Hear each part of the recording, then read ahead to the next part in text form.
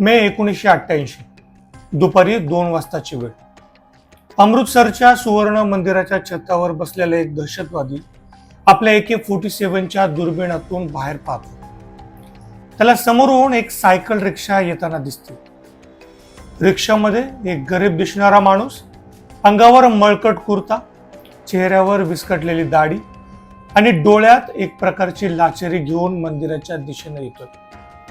दहशतवादी त्याला ओरडून थांबवतो, बंदूक रोखतो, पण तो रिक्षावाला डगमगत नाही.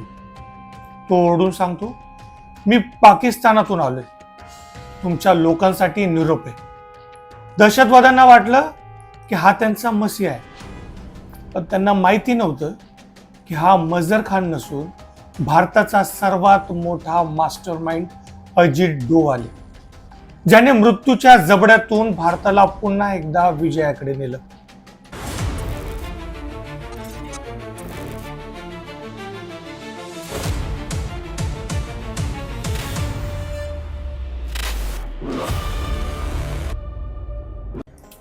नमस्कार मित्रांनो, मी प्रमिल क्षेत्रे.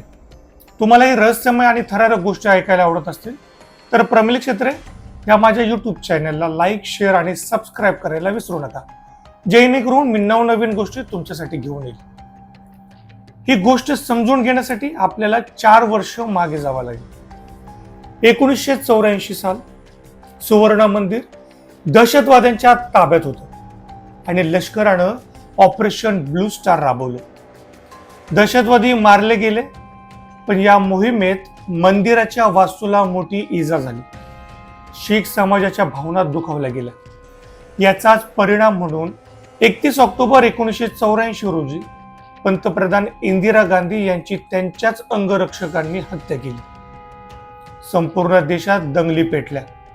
वातावरण रक्ताळलेलं होतं. देशाला वाटलं होतं की आता पंजाबमध्ये शांतता येईल, पण तसं झालं नाही. ब्लू स्टार ऑपरेशन नंतर अवघ्या 4 वर्षात म्हणजेच 1988 पर्यंत दहशतवाद्यांनी पुन्हा एकदा सुवर्ण मंदिरात पाय पसरायला सुरुवात केली. यावेळी त्यांनी मंदिराचा वापर एक किल्ला म्हणून करायला सुरुवात केली. तेथूनच खंडणी, हत्या आणि देशविरोधी कारवायांचे आदेश सुटू लागले. सरकारसमोर मोठा पेच होता. पुन्हा ब्लू स्टार सारखा लष्करी हल्ला करणं शक्य नव्हतं, कारण त्यामुळे पुन्हा धार्मिक भावना भडकल्या असत्या आणि मंदिराचं नुकसान झालं असतं. यावेळी गरज होती एका अशा सर्जिकल स्ट्राईकची जिथे रक्त कमी सांडेल पण विजय मोठा असेल. या कठीण काळात अजित डोवाल मैदानात उतरले. ते तेव्हा IB मध्ये कार्यरत होते.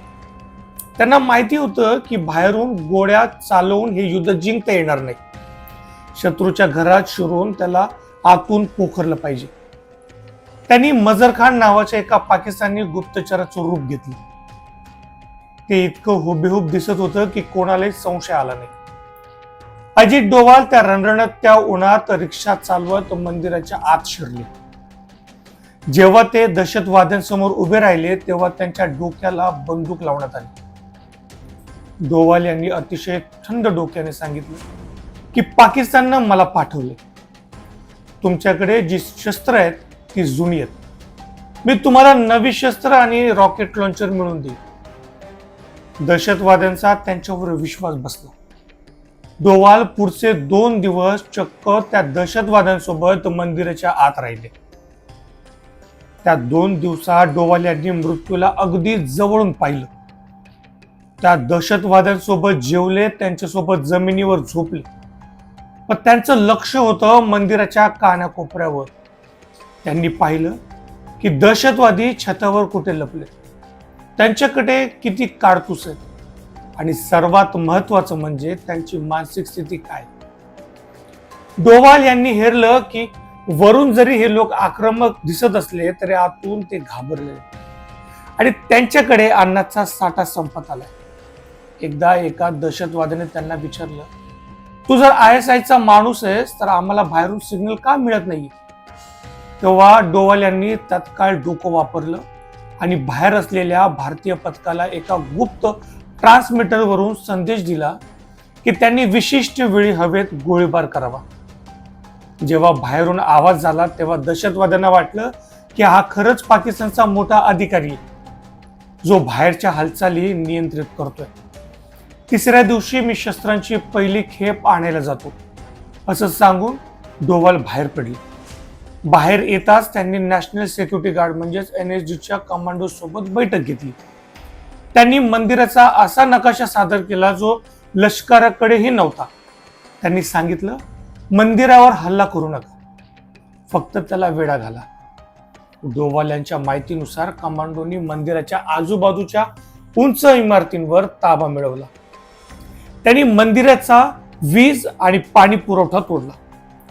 रणरणत ऊन, तहान आणि भूक यामुळे दहशतवादी व्याकुळ झाले. ज्या दहशतवाद्यांना वाटलं होतं की पाकिस्तान त्यांना वाचवायला येईल, त्यांना समजलं की ते चहूबाजूंनी वेढले गेलेत.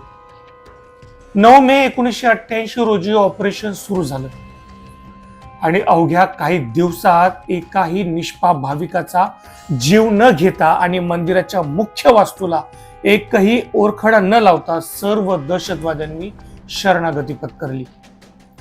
जेव्हा हे ऑपरेशन संपलं आणि दहशतवाद्यांना अटक करण्यात आली तेव्हा त्यांना कळलं की ज्या मजर खानच्या सांगण्यावरून ते शांत बसले होते तो प्रत्यक्षात भारतीय गुप्तचर होता. डोवाल यांनी केवळ ऑपरेशन जिंकलं नव्हतं, तर त्यांनी दहशतवाद्यांचं मनोबल तोडलं होतं.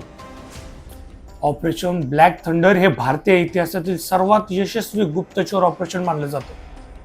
या मोहिमेनं सिद्ध केलं की जेव्हा देश संकटात असतो तेव्हा फक्त शस्त्र काम करत नाही, तर अजित डोवाल यांच्यासारखा एखादा निष्ठावान देशभक्त आणि त्याचं चाणक्य डोकं अख्खं युद्ध फिरवू शकतं.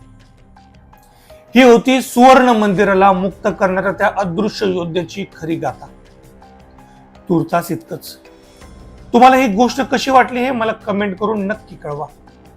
आणि प्रमिल क्षेत्रे या माझ्या YouTube चॅनलला लाईक, शेअर आणि सबस्क्राईब करायला विसरू नका.